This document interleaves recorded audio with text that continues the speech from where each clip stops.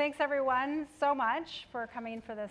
I know it's a lot of back and forth, but thank you for everybody making it back in. We're just going to have one wrap-up conversation with Representative Willis, who's now chairman of 2 education committees this year, which is really exciting. And that will wrap up our day. I do need a cue on where the Policymaker conversation is. What room? 9. I can count. Took me a minute. All right. Yes, got it. 7? 7. Okay, afterwards. So, all right. So we'll just start this conversation. You already started us earlier. Yeah. We had the apprenticeship panel, and you jumped up and said, "This is great. We're going to do this." Yeah. So let's first just a little bit about you, your background. You've been really interested in education from the moment you walked into the legislature. Can you talk about why education was your priority? Well, I'm a parent of 3 children. All have been through the public school system here. I'm a product of North Carolina public schools, community college, universities. Go Mountaineers!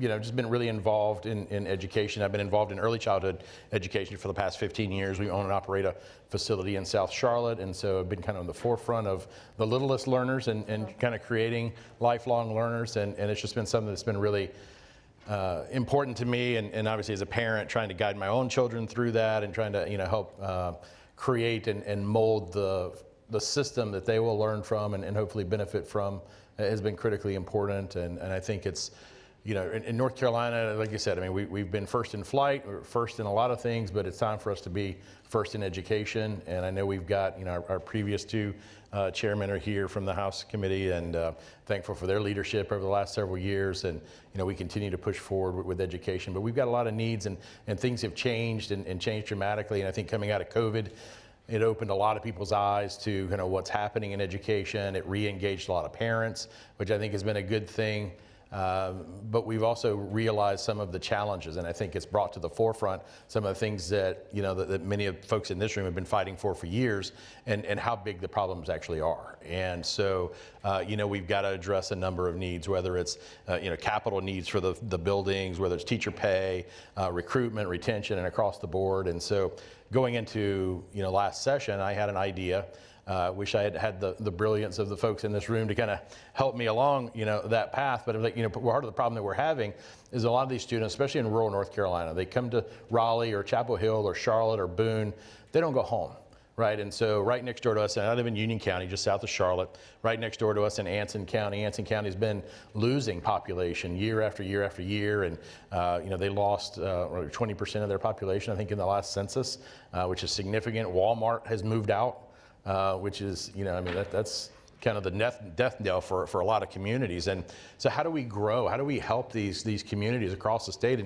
And North Carolina is such a beautiful state. There's such a great state that we've got resources. We should be able to all thrive and all provide the best quality education, regardless of what community, what part of the state that you live in. And so from Murphy to Manio, we ought to have the same consistent quality across our educational system. So what can we do? How can we help provide, the workforce for those communities? And so, why don't we create a program? I had served on the State Community College Board before I got into the General Assembly, and just had a huge passion for our Great 58 and the community college system.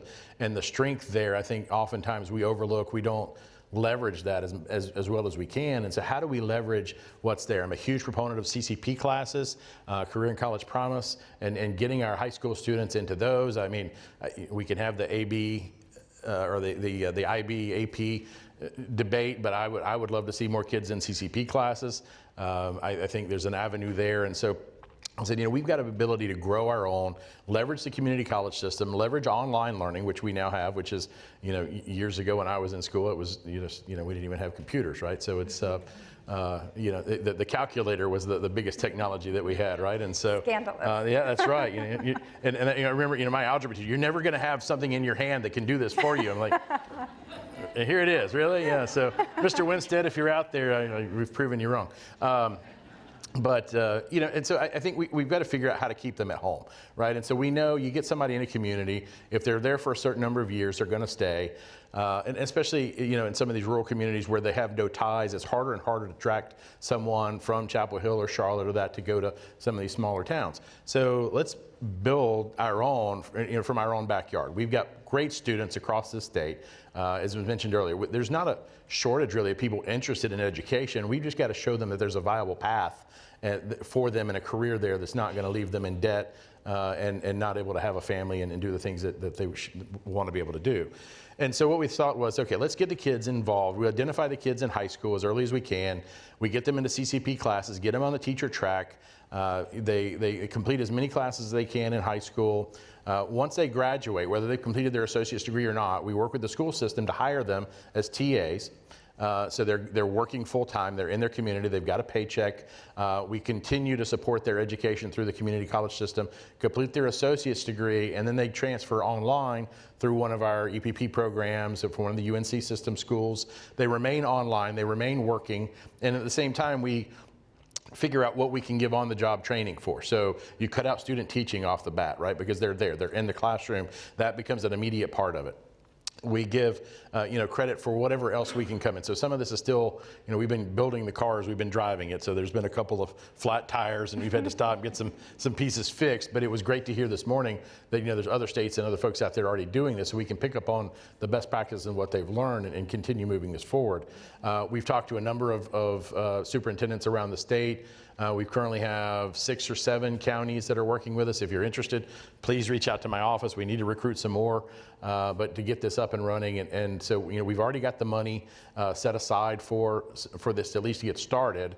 And so that's kind of where we've gotten to this point, and now it's trying to get the program up and running and working with our schools. And we know Union County, and we heard from Wayne County this morning, and other counties, Caldwell, and some others have their own kind of apprenticeship programs and things that they've kind of figured out. But let's pull everything back, look at it holistically, and what can we do as a state so that these counties aren't having to figure it out or fund it on their own. And let's bring all the power of the state together, the private community, our schools, and I think we can leverage a lot of the federal dollars as well to match or hopefully supplement this in even a bigger way and just blow this out, because I think for those communities, the only way we're really going to attract and retain the best and the brightest are local. And so we can do it, and we do it through a forgivable loan process. I'm huge on forgivable loans. So if they stay and they work for 4 years, their debt's wiped away. They're ingrained at that point. They get credit for, hopefully by that point in time, we've kind of addressed the STEP program we were talking about earlier from the teacher scale perspective, but they still get credit for that throughout the process. So they're moving up the ladder as well, while they're in the job and learning and training, and we get bodies in the classroom that we ultimately want and need. And oh, by the way, you're not in a classroom on year 3 in your EPP, you're in the classroom on day 1. And so if you decide very early on that's not for you, we haven't lost 3 years. You haven't wasted 3 years of college to go change course and figure out you're going to go do something else, and then have the debt and everything that goes along with that. So a tremendous opportunity, I think, for us moving forward, and it's not going to solve all of our problems, but I think it's a huge step forward. Yeah, I loved what you just said about if they leave, it's actually a good thing, right? I'd rather you leave when you're not the teacher of record than when you are the teacher of record. That's right. Not every career is for every person, and so giving a path, and we used Shaquanda as an example earlier from Glacier Robinson in Guilford County. Like sometimes you need to try it on to. The research is actually really clear. The best evidence of whether or not you're going to be a good teacher, this is shocking, is whether or not you walked into the classroom and taught well. So like this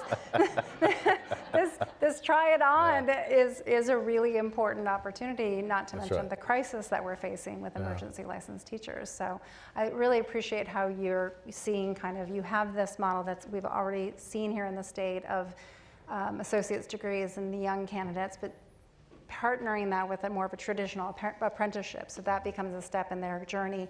But it could also be, John Loyak talked about what the average apprentice is 41 years old, and they can be coming into the pipeline for teaching as well. Mm-hmm. So talk a little bit about, you answered all my questions already, but I think there is a really important role for the state. Are there any specific opportunities or barriers that you want to make sure that the state is able to kind of accomplish this year when it comes to this plan? Well, I think the biggest thing is communication. Obviously, there were some snags internally last year that kind of delayed us getting up and running, and so just making sure that folks around the state know this program is up and available, and it's not fully baked out yet, but we're working through it, and we'd love to have the counties on board to help us as we kind of put the finishing touches on it and get it up and running, and making sure that we've got the support that we need for the communities. And obviously there are going to be differences per community. You may not have a community college in your back door. You may be a satellite campus or something if you've got a multi-site location or what have you, or you may be in an area that's really far away from one of our universities. And so how do we help partner and provide, I guess, a feeling of inclusiveness and that you're a part of the school, even though you're going to school online, and just continuing to work with our EPPs to make sure that we whittle down as much as possible in what the requirements are for them to be in class, because we know a lot of the on-the-job training and the learning that they're getting is going to serve that need, right? And there's no better, to me, there's no better training than on the job. And so you can sit theoretically in a classroom all day, that doesn't always translate to the classroom. So learning and being partnered with a mentor, and this would be a great opportunity for us to connect the advanced teaching roles in and then tie those back into this to make sure that those are the mentors. We talked about the 16% earlier, making sure that we've got the best teachers as mentors and helping them to define that. And then, to the point that was made by one of the speakers earlier, we have to address pay, but I think there are other things that we have to address in terms of the value of the teaching role, the appreciation, the personal and professional development of that, and being able to mentor and to coach and to provide that leadership and your expertise to that next generation, I think is important as well, right? And so it increases your self-worth and your ability to give back and to take on an additional role. And so I think we need to leverage the advanced teaching roles as a part of this as well. I agree, of course. But what's important also is that the state has already said apprenticeship's important, and the policies that could be this year would set that foundation of saying the state cares about this path. Absolutely. And I would love to end on what you just said, which is teachers feeling appreciated, teachers feeling valued, and that's. Well, I think we've got, and we say this, and we've got Republicans, Democrats in the room today, and I think each of us would tell you this. We've got to get away from, I think, this war of words that we've been on for the last maybe 10 years or so, where it's become such a political hot button on there. I mean, there is no war on teachers. And we respect, we appreciate our teachers. I mean, all three of my kids are in public schools. We do everything we can. I mean, I've served on the PTO. I've delivered the little treat cart around the classroom. We've done, wish lists, everything we can, and we'll continue to do everything we can to support our public schools and our teachers, across the board for pay and conditions and all of that. But there's just a finite amount of money that we have to work with every year, and so that's kind of the constraint that we're working with, which is the reality side of it. But we all want our schools to be as best as they can, and we'll continue to fight to push for that. So appreciate that. That's a great note to end on our day. Yeah. Thank you so much. Absolutely. Thank you. Thanks everyone for being here. We really appreciate it. I want to thank the SAS team. As you probably know, as we do with all the Innovation Labs, we will be posting all of these clips, except for your breakout sessions, which are confidential, online. All the materials will be online, and we get those very quickly. Again, thanks to the folks at SAS for doing that. Big shout out to my team, especially Zach Hodges, who's in the corner hiding. That is actually his voice in the videos when you talk. So appreciated the entire team. I can't see everybody. I've got Mike up here, John, Rachel. Where's Rachel? Made all that possible, Maureen. And of course, big thanks to the business community for funding Best NC and supporting the work and always being present for these conversations. Their vision more than 10 years ago of saying we are going to elevate educators, make this state first in teaching so we can be first for our students, is coming to fruition. This is one decade down, more decades to go. We're here, we're committed to the long-term work, and I'm so grateful because so many of you have been in these conversations year over year and continue to believe in this work because we're doing really good things. 605 principal graduates from the Principal Fellows Program. A third of our districts are doing advanced teaching roles. Over 9,000 teacher candidates have been recruited through Teach NC.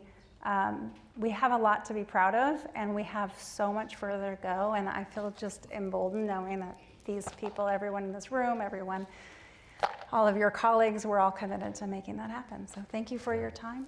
Thank you, everyone. And if you're staying for the Policymaker session, that is immediately following this in room 7. Thank you. Thank you.